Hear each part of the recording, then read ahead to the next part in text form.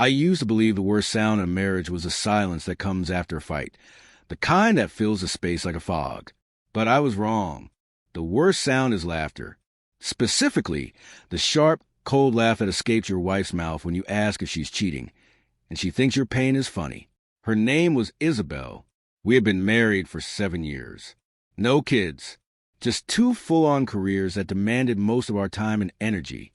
She was a senior creative director at a booming firm, and I worked in logistics, coordinating supply chains across the country. It wasn't some romantic fantasy, but it was solid, or at least that's what I believed. But recently, things had started to shift. She was constantly on her phone, came home later than usual, switched her perfume. She had this distant, distracted smile, the kind she used to give only to me. Now, it only showed up when she was looking at her phone. I let it go for too long, maybe out of love, maybe because I was scared of the answer. But denial only shields you until the truth kicks the door down. One Thursday evening, I finally asked her. She was leaning against the kitchen counter, lazily swirling red wine in her glass, casually scrolling through her phone, a faint smirk playing on her lips. I stood in the doorway and asked, "Are you sleeping with your boss?" She froze for half a second, just long enough to confirm everything I needed to know, then burst into laughter, short and mocking.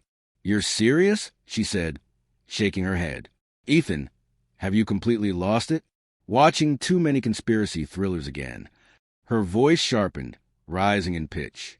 "So I switched my perfume and work late, and now I'm some adulteress? Please, grow up." She pushed past me and left the room. That night, I didn't sleep, not because of the laugh, but because of the truth buried beneath it. 2 nights later, she called at 9:30 p.m., said she had to stay at work for an important rehearsal ahead of a pitch. I didn't argue. I got in my car and drove across town, parking in the shadows near her office building. I waited. Half an hour later, I saw him, Patrick Callahan, her boss, mid-40s, arrogant. Always looked like he thought the world owed him something. He came out first. Then Isabel followed. Her hair was slightly disheveled, lipstick faded, her blazer not sitting right on her shoulders. Before they parted ways, she leaned in and kissed him on the cheek. That was it. In that moment, my heartbreak didn't just deepen, it died. Something colder, sharper took its place. I didn't confront her. Not yet. Because real revenge doesn't come from shouting matches. It comes from planning. The next morning, I hired a private investigator, Cal Monroe, quiet, efficient, and relentless. While Isabel went on pretending, smiling, and gaslighting, Cal started building a file. Photos, timelines, audio recordings, even gossip from around the office. And then things began to shift. She started feeling exhausted all the time, complained about nausea, skipped dinners, canceled plans. One morning, she muttered something about being overworked, said the stress from the campaign was getting to her. I looked her right in the eye and said, "Or maybe something else is catching up to you." She didn't even catch the meaning behind my words. Her own body had started turning on her before I ever needed to. It was a Tuesday morning when it all came crashing down. I was in the kitchen making coffee when I heard her scream from the bathroom. I rushed in and found her on the floor, pale, sweating, tears streaking her face. "It burns," she sobbed. "Ethan, it burns. Please, help me." I didn't say a word, just got her in the car and drove her to the ER. Hours later, a doctor walked in, calm and clinical, holding a clipboard. "You've tested positive for trichomoniasis," he said. "It's a sexually transmitted infection. We'll begin treatment immediately." Her mouth dropped open. She looked like her world had just shattered. She turned to me. "Ethan, I swear." "Don't," I said. "Don't insult either of us with that." Even the doctor couldn't look me in the eye. What Isabel didn't know was that Cal had already found out that Patrick had passed the same STD to 2 other women in the office. One quietly quit.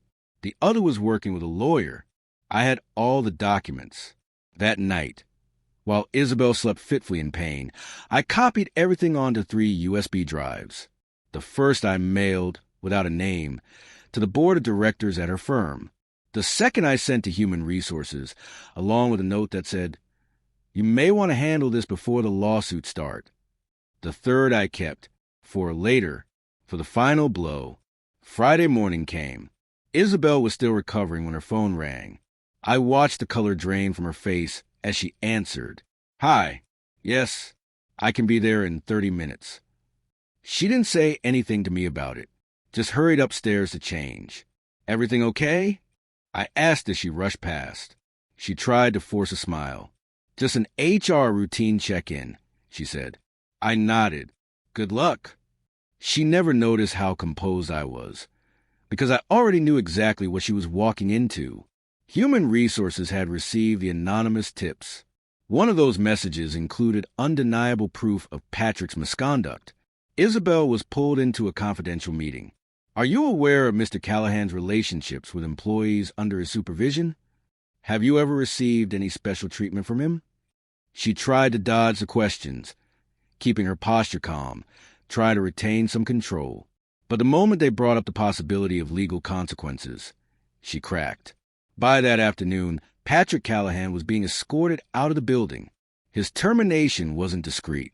One of the USB drives had also found its way to an investigative journalist who specialized in corporate ethics. The media had already broken the story before he even cleared out his desk. Senior executive terminated amid STD scandal and allegations of abuse of authority. The headline exploded across the internet by that evening. But it wasn't over. Isabel came home that night looking hollow, stunned. "Patrick was fired today," she said as she sat down at the kitchen table. "Really?" I asked casually. She hesitated. "They said there were complaints from other women." I stirred my pasta and nodded. "That's awful. I hope you're not involved in any of it."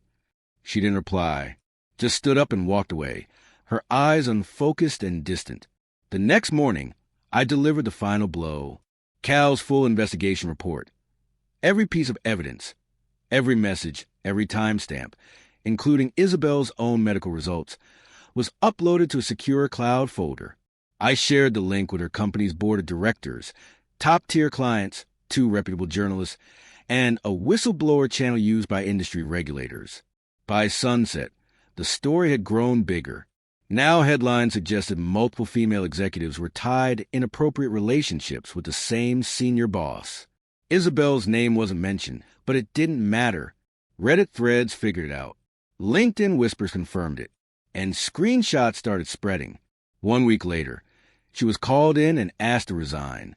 That evening, she sat across from me at the kitchen table, her eyes red and swollen from crying. "They let me go," she said softly. "I'm sorry to hear that," I said, without emotion. Her voice cracked. "Was this you?" I looked at her, steady and still. "No, Isabel, this was you." She didn't answer, just sat there, tears slipping down her cheeks. I didn't mean for it to go this far. I nodded slightly. "But you laughed when I asked you if it was true, and now the truth is laughing back." Then I said the line I had played in my head 100 times. "Your key won't work tomorrow. Don't be here." The next morning, I found her standing outside the door, shoulders slumped, eyes full of panic. "Ethan, please." "I have nothing left," she said, voice trembling. She tried to plead her way in. I opened the door just wide enough to meet her eyes. "You had everything, and you threw it all away for a fling and a possible promotion." She dropped to her knees. I was scared. I didn't want to lose you. "You didn't lose me," I said quietly. "You betrayed me. That's different." And I closed the door. She tried to start over, but it never really worked. The internet never forgets. She was blacklisted in the industry. Former colleagues stopped returning her calls. Her own family, once supportive, now avoided the topic entirely. As for Patrick, word got around that he left town. Tried to launch consulting business. Nobody hired him. As for me, I requested a transfer to our West Coast division. I got a condo overlooking the water. A simple, peaceful life. No more lies. No more pretending. A month later, I received a letter. No name. No return address. Just 3 words scrawled across the paper. I'm truly sorry. I dropped it into the trash without a second thought. That chapter was closed. What would you have done? If this story struck a nerve, leave a comment. What would you have done in Ethan's place? Remember, trust has to be earned. Lies always leave a trail. And sometimes silence speaks the loudest. Sharp, strong, unforgettable.